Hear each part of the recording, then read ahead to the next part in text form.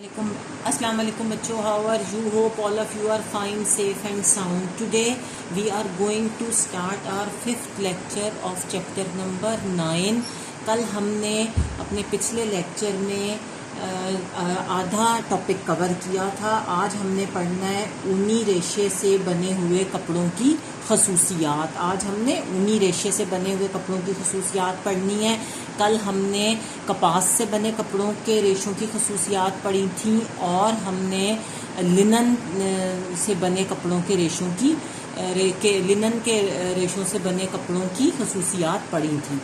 ठीक है जी। ऊनी रेशे जो हैं वो हमारी टेक्सटाइल में सबसे पहला रेशा जो है वो ऊनी रेशा है, जो दुनिया में दरियाफ्त हुआ। सबसे कदीम रेशा जो है वो ऊनी रेशा है और इसका ज़िक्र जो है 1400 साल पहले कुरान पाक की सूरत नंबर 14 अल नहल की आयत नंबर 80 में इस तरह किया गया है कि बता दिए भेड़ों की ऊन से, बना दिए भेड़ों की ऊन से, ऊँट की बर्बरियों से और बकरियों के बालों से कितनी किस्म की चीज़ें, कि ये इस आयत में भी बताया गया है कि जो हमारी भेड़ें हैं उनकी ऊन से कपड़ा तैयार किया गया है, चीज़ें तैयार की गई हैं। ऊँट के जो बाल होते हैं, बुरबरियाँ जिन्हें बोलते हैं, बबरियाँ जिन्हें बोलते हैं, बबरियों से भी कपड़ा और दीगर चीज़ें तैयार होती हैं और बकरियों के बालों से भी काफ़ी किस्म की चीज़ें बनाई जाती हैं।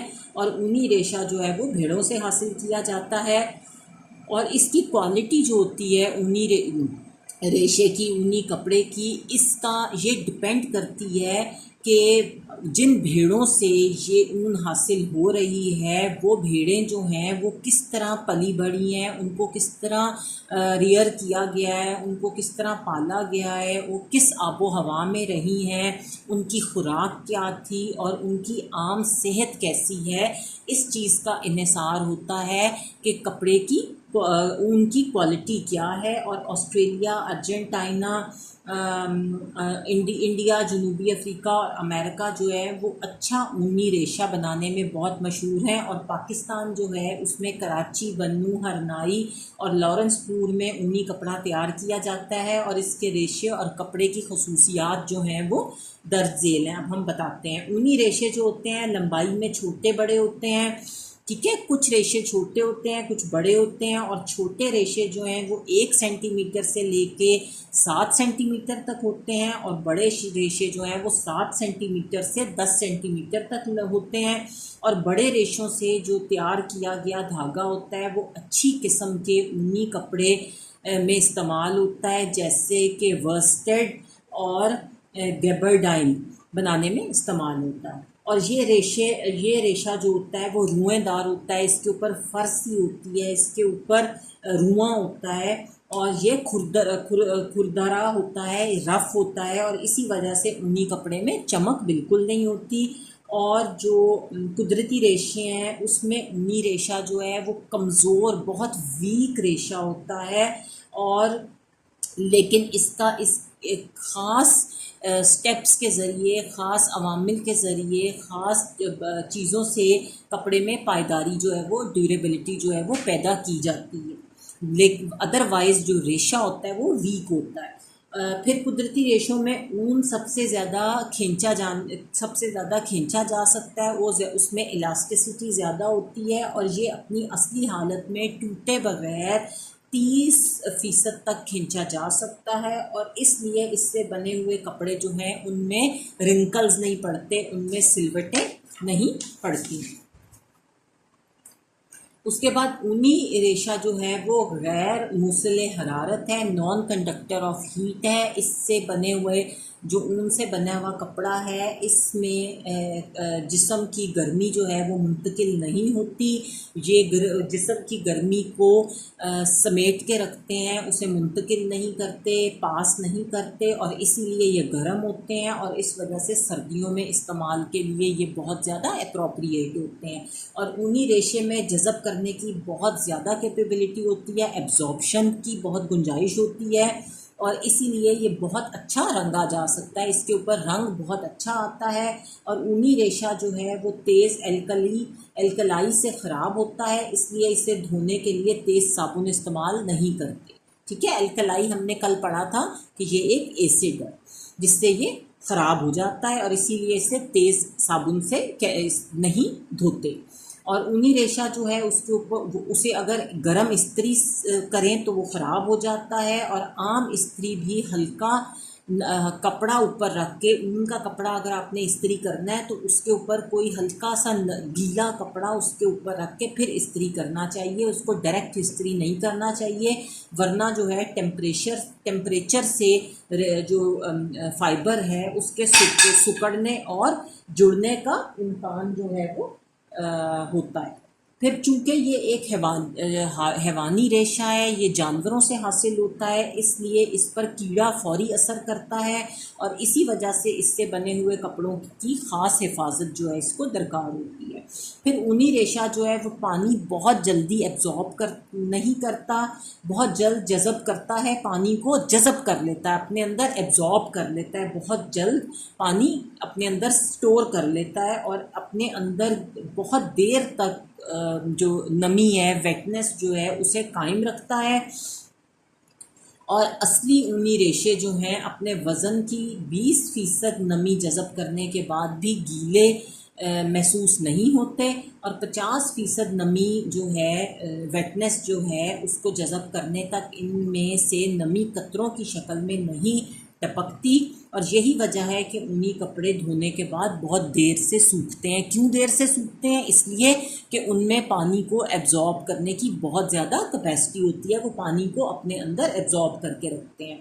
और धूप में ये जो फाइबर होता है ये कमज़ोर हो जाता है और अपनी ड्यूरेबिलिटी जो है उसको लूज़ कर देता है, उसे खो देता है। और इसी वजह से ऊनी कपड़े धूप में नहीं सुखाने चाहिए, उनको शेड में सुखाना चाहिए। और जब आपने ऊन के कपड़े स्टोर करने हैं, बॉक्सेस में संभालने हैं, तो उससे पहले इसको हवा अगर आपने लगवानी है तो वो भी धूप में नहीं रखना, साए में रखकर उनको हवा लगवानी है। फिर ऊनी कपड़ा जो है सर्दियों में मर्दाना, जनाना और बच्चों के कपड़ों में सबसे ज़्यादा इस्तेमाल होता है। इससे स्वेटर बनाए जाते हैं, मोज़े, गरम बनियान, अंडरवेयर्स भी ऊनी रेशे से बनते हैं। और घर में इस्तेमाल होने वाले कंबल, कालीन और नमदे बनाने में ऊनी रेशा इस्तेमाल होता है। नमदे बोलते हैं मैट्स को। ठीक है जी, अब हम पढ़ेंगे रेशम। रेशम के रेशे से बने हुए कपड़ों की खसूसियात। वो कपड़े जो कि सिल्क से बने होते हैं उनकी क्या करैक्टरिस्टिक्स होती है। रेशम को कपड़ों की क्वीन कहा जाता है। रेशम is suppose to be the queen of all the fabrics. और जो चीनी कहावतें हैं, जो पुरानी चीनी कहावतें हैं, उनके मुताबिक रेशम जो है, सिल्क जो है, वो एक चीनी मलका ने डिस्कवर किया था। इसके बाद चीनियों ने 30,000 साल तक इसको हासिल करने के तरीके को राज रखा। उन्होंने 3,000 साल तक किसी को नहीं ये बताया कि किस तरह ये फाइबर जो है इसको हासिल किया जाता है, किस तरह इसको रेशम को हासिल किया जाता है। और हत्ता के रेशम कोरिया के रास्ते जापान और जापानियों की मार्फत से, जापानियों के ज़रिए यूरोप तक पहुंचा। और इसके बाद तमाम दुनिया में रेशम हासिल हुआ और पहनने में भी इस्तेमाल हुआ। और इसके रेशे और कपड़ों की खसूसियात जो हैं वो क्या हैं? वो ये है कि रेशम का ये जो रेशा होता है ये एक मुसलसल तार है। ये काफ़ी लंबा तार होता है जो कुदरती रेशों में सबसे लंबा फाइबर कंसिडर किया जाता है। और इसकी लंबाई 800 से 1200 मीटर तक लंबी होती है और इसलिए इससे बने हुए कपड़े बहुत मुलायम और नरम होते हैं। रेशम का जो रेशा है, रेशम का जो फाइबर है वो तार की शक्ल में बहुत बारीक होता है, इसलिए असल रेशम से बना हुआ कपड़ा जो है वो बहुत लाइट वेट होता है। क्योंकि असल रेशम से जो कपड़ा बनता है वो बहुत हल्का होता है, क्योंकि रेशम जो है इसका फाइबर बहुत बारीक और नफीस होता है। और रेशम की तार में कुदरती चमक होती है, ये चमकदार होती है इसकी तार, इसलिए रेशम के कपड़े जो हैं वो शाइनी मटेरियल होते हैं, शाइनी होते हैं। और कुदरती रेशों में ये this is the only fibre जिसमें चमक, शाइन जो है वो होती है। उसके बाद रेशम का जो रेशा है वो बहुत ज़्यादा स्ट्रॉन्ग होता है। फाइबर जो है रेशम का, सिल्क फाइबर जो है is suppose to be very strong, और इसी वजह से रेशमी कपड़े बहुत पायदार और मजबूत होते हैं, बहुत ड्यूरेबल होते हैं, लेकिन ये काफ़ी एक्सपेंसिव भी होते हैं। और रेशम का जो रेशा है, फाइबर है जो सिल्क का, वो गैर मुसले हरारत होने की वजह से आपके जो जिस्म की हरारत है, जिस्म का जो टेम्परेचर है उसको मुंतकिल नहीं करता, इसलिए ये आपको गर्म महसूस होता है और हल्का होने की वजह से गर्मी में भी इस्तेमाल होता है।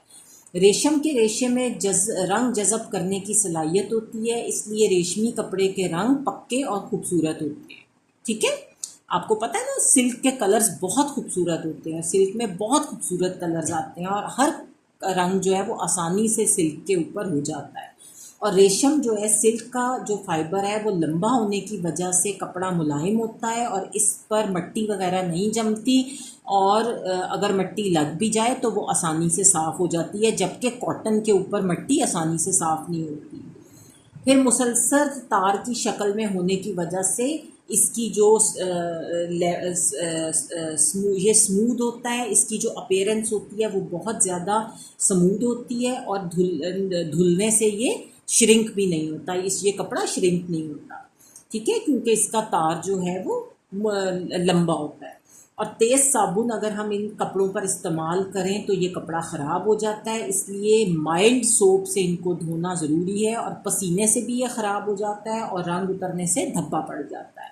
और धूप के जो असर से रेशा वीक हो जाता है, बहुत कमज़ोर हो जाता है। और इसके अलावा सफ़ेद रेशम जो है, सफ़ेद कपड़ा जो रेशम का है वो अगर ज़्यादा देर धूप में पड़ा रहे तो वो पेल हो जाता है, जर्दी माइल हो जाता है, पीलाहट उसके ऊपर आ जाती है। और रेशमी कपड़ों का जो इस्तेमाल है वो हम शादी ब्याह की तकरीबात में हम लिबास के तौर पर बहुत ज़्यादा इस्तेमाल करते हैं। Now it's the end of today's lecture. इंशाल्लाह in the next class we will do इंसानी खुद साख्ता रेशे, वो फाइबर जो इंसान खुद बनाता है, अपनी एफ़र्ट से बनाता है। अभी तक जो हमने रेशे पढ़े हैं वो कुदरती रेशे हैं जो कुदरत ने हमारे लिए डिफरेंट शक्लों में हमें दिए हैं, लेकिन कल हम इंशाल्लाह नेक्स्ट क्लास में पढ़ेंगे इंसानी खुद साख्ता रेशे जिन्हें इंसान खुद बनाता है, जो मैन मेड फाइबर्स होते हैं। टिल देन, अल्लाह हाफ़िज़।